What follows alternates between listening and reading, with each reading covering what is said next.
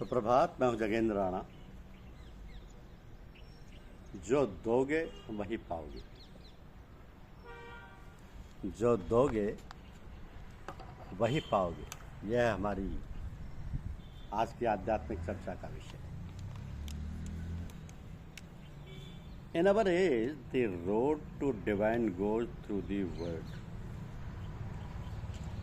सीधी सादी भाषा में इसका अर्थ ये हुआ कि इस युग में देवत्व का मार्ग संसार से होकर गुजरता है, यानी कि सांसारिकता और ईश्वर प्राप्ति में कोई विरोध नहीं है। संसार में रहकर ही हम अपने परम लक्ष्य को प्राप्त कर सकते हैं। स्वामी रामकृष्ण कहा करते थे कि मुगेर माछेड़ झोल, सुंदर स्त्री कोल, हरि हरि बोल। सभी ऐश्वर्यों और वैभव के बीच उसका नाम स्मरण कर ईश्वर स्वयं ऐश्वर्य युक्त है, तो फिर दुनिया के सब ऐश्वर्य और सुख साधनों के बीच उसे पुकारने में क्या विरोध है। इससे तो जीवन की एक विसंगति बिना आत्मा के शरीर की दूर होगी। तो सांसारिकता जो एक चूहों की दौड़ बनकर रह गई है, जिससे आदमी एक पैसा कमाने की मशीन के अतिरिक्त कुछ नहीं रह गया है, अंतर्मुख होकर एक नया संतुलन और आयाम अपना सकता है। एकांगी और अधोमुखी जीवन बहुमुखी और ऊर्ध्वगामी हो सकता है। आवश्यकता इसमें एक उत्प्रेरक की डालने की है। उत्प्रेरक यानी कैटलिस्ट को।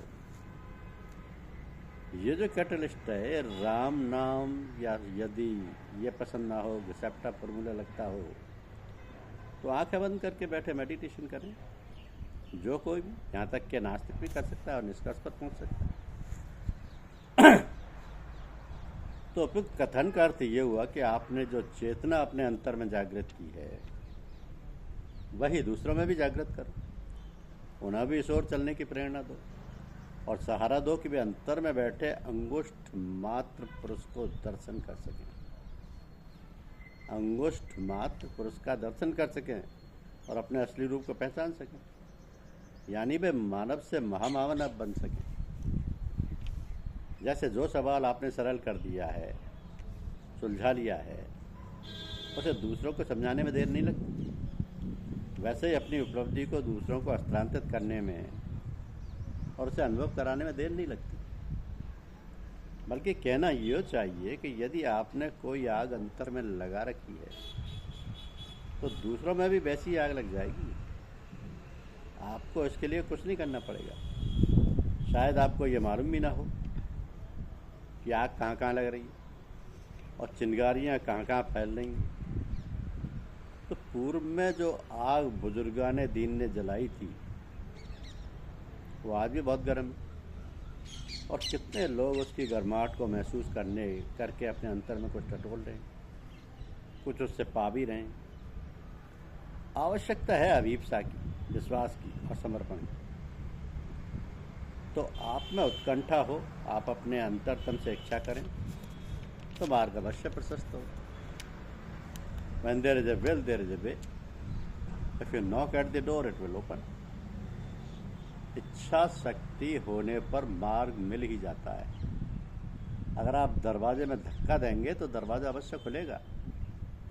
आवश्यकता इतनी है कि आप जिस मार्ग पर चल रहे हैं और जो आपको चला रहा है, दोनों में विश्वास रखें।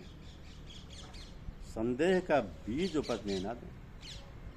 संक्षेप में कह सकते हैं कि कुछ भी सहायता वहाँ से लीजिए जहाँ रोशनी अच्छी खासी है, उससे आप भी रोशन हो जाएंगे। फिर उसमें तिनके डालते रहिए, बाकी सब अपने आप होता रहेगा। तो जब तक तुम्हारे साथ सारा लाव लश्कर चिपटा हुआ है, जब तक सत्य से बहुत दूरी है, आत्मज्ञान बहुत दूर है, जब तक माया मोह रुपया पैसा तेरा मेरा बीवी बच्चे नौकरी चाकरी आदि जरूरत से ज़्यादा आकर्षित करते हैं, तब तक निज स्वरूप में निज आत्मा में स्थित होना दुष्कर है। रेत पर मकान बनाने के समान है। इन आकर्षणों के बाद काम क्रोध लोभ मोह अहंकार का पर्दा आता है। इन सब से अंतःकरण शुद्ध हो निर्मल हो, तभी उसमें निज स्वरूप दिखाई देगा।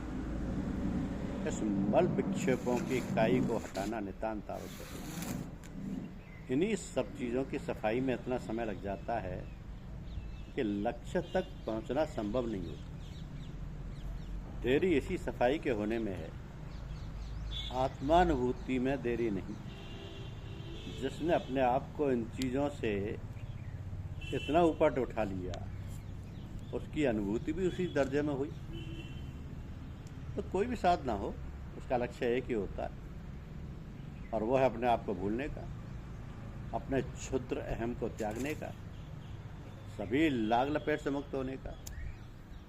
सभी साधनाओं का लक्ष्य होता है कि मनुष्य इस सीमित क्षणभंगुर अहम से असीमित, शाश्वत और बृहत सत्य की ओर जाए।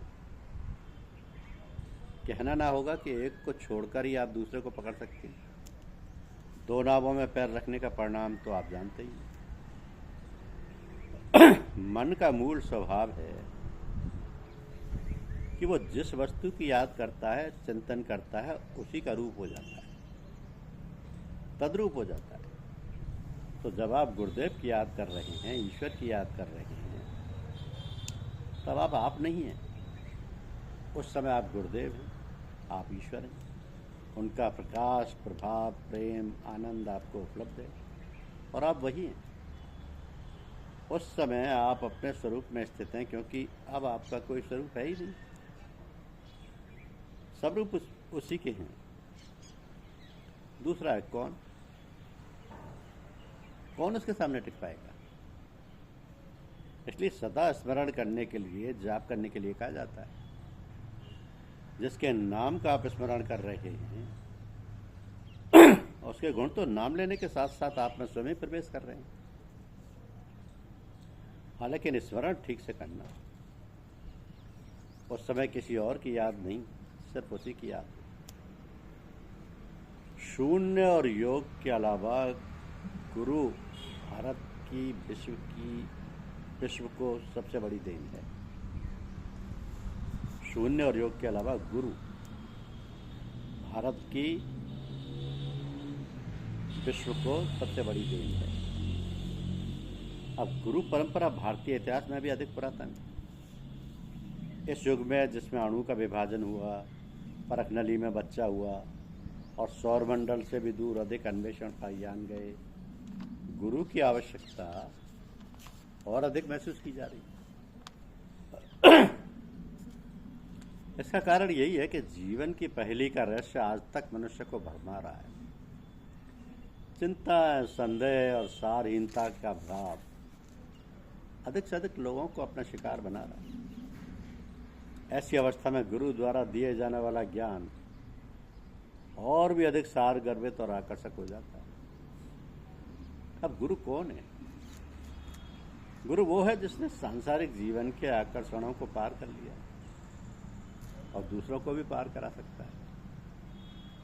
आदि गुरु शंकराचार्य गुरु की परिभाषा करते हुए कहते हैं कि शांत महान आत्मा वाले संत दूसरों का भला उसी प्रकार करते हैं जैसे बसंत ऋतु अहम के रंच मात्र स्पर्श के बिना फूलों को खिला देती है। इसे एक लघु कथा के द्वारा स्पष्ट किया जा सकता है। एक राजकुमार बहुत दिनों से खोया हुआ था। उसको एक मंत्री ने एक शिकारी के रूप में पहचान लिया, तो मंत्री ने उसे उसका असली रूप भी बता दिया। इस प्रकार आत्म साक्षात्कार किया हुआ राजकुमार अपने राज्य को लौट जाता है और एक बहुत बड़े साम्राज्य का मालिक बनता है। तो कहानी का सार यह है कि हम सब उसी राजकुमार के समान हैं जो आखेट में सब कुछ भूल गया था। ऐसे ही जीवात्मा भी सांसारिक जीवन में अपने वास्तविक स्वरूप को भूल गया। वस्तुतः हम ब्रह्म हैं। हम चाहे जिस वेश में क्यों ना हो, हमारे अंदर की वास्तविकता पर ब्रह्म है। हम विषयों के वशीभूत हुए आखेट खेल रहे हैं और अपनी वास्तविकता भूले हुए। यहीं पर गुरु आ जाते हैं। वह मंत्री की भांति हमारे वास्तविक स्वरूप का बोध कराकर हमें असली स्वरूप में स्थापित कर देते हैं। तो जीवन वास्तव में कोई समग्र ना होकर वस्तुतः एक खेल है, जिसे हमें नियम के अनुसार खेलना होता है। यदि ऐसा नहीं किया जाता तो निराशा और पराजय हाथ लगती है। ईसा मसीह ने भी कहा कि जीवन लेने और देने का खेल है। मानव जो बोता है वही काटता है। इसका अर्थ हुआ कि मानव अपने शब्दों, विचारों और कार्यों द्वारा जो प्रवाहित करता है वही उसे दूसरी ओर से घूम फिर कर मिलता है। जो वो देता है वही पाता है। यदि मानव धिक्कार प्रवाहित करता है तो वो धिक्कार पाता है। यदि वह सबसे प्रेम करता है तो प्रेम पाता है। यदि वो टीका टिप्पणी करता है तो दूसरे भी उसकी टीका टिप्पणी करते हैं। यदि वो झूठ बोलता है तो दूसरे भी उसके साथ झूठ बोलते हैं। यदि वह दूसरों को धोखा देगा तो उसे भी धोखा खाना पड़ेगा। अब बाइबल में सत्य को इस प्रकार से अंकित किया गया है कि जज not and thou shall not be judged, criticise not and thou shall not be criticised, condemn not and thou shall not be condemned. अर्थात तू किसी पर निर्णय मत कर, तुझ पर भी निर्णय नहीं होगा। तू किसी की आलोचना मत कर, तेरी भी आलोचना नहीं होगी। तू किसी को धिक्कार मत, तू भी नहीं धिक्कारा जाएगा। पूज्य बाबूजी इस बात को समझाते हुए कहते हैं कि शीशे में जैसी शक्ल बनाकर देखोगे वैसी दिखाई देगी। ऐसे एक उदाहरण देकर समझाता हूँ कि पिताजी मकान में छोटी मोटी मरम्मत कराने के लिए बाजार से कारीगर वगैरह लाते रहते थे। वो उन कारीगरों से बहुत परेशान थे। वो मानते थे कि सभी कामचोर और धोखेबाज हैं, वे सब ऐसे ही निकलते। और मुझसे भी कारीगर लाने को कहते। मैं कारीगरों के प्रति दुर्भावना नहीं रखता था, तो जो कारीगर में लेकर आता उससे वो बड़े पसंद रहते और कहते कि बड़ा अच्छा आदमी लाएगा।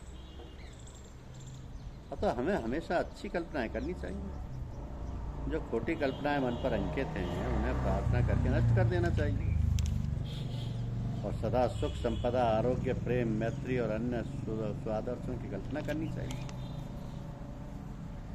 जब वे सारी सुंदर कल्पनाएं मनुष्य के अवचेतन मन पर पड़ेंगी तो साकार हो जाएंगी, क्योंकि इनका उस अवचेतन क्षेत्र में अंकुरण होगा। अपनी खोटी कल्पनाओं के कारण ही हमारा उन परिस्थितियों से वास्ता पड़ता है जिनमें केवल निष्फलता ही मिलती है। तो खोटे विचारों के स्थान पर सुंदर विचार बिठाने से हमें खोना नहीं पड़ता, हमें कुछ हासिल ही होता है। अतः हम सुंदर विचारों को ही मन में स्थान देना चाहिए। तो जीवन वास्तव में कोई समग्र ना होकर वस्तुतः एक खेल है, जिसे हमें नियम के अनुसार खेलना होता है।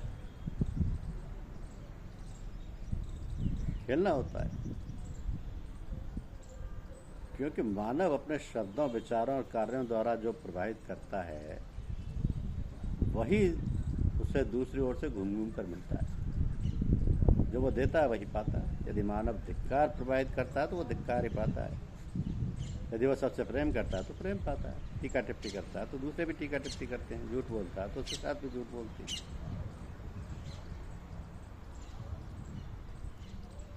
तो तू किसी पर निर्णय मत कर, तुझ पर भी निर्णय नहीं होगा। किसी की आलोचना मत कर, तुझी भी आलोचना नहीं होगी।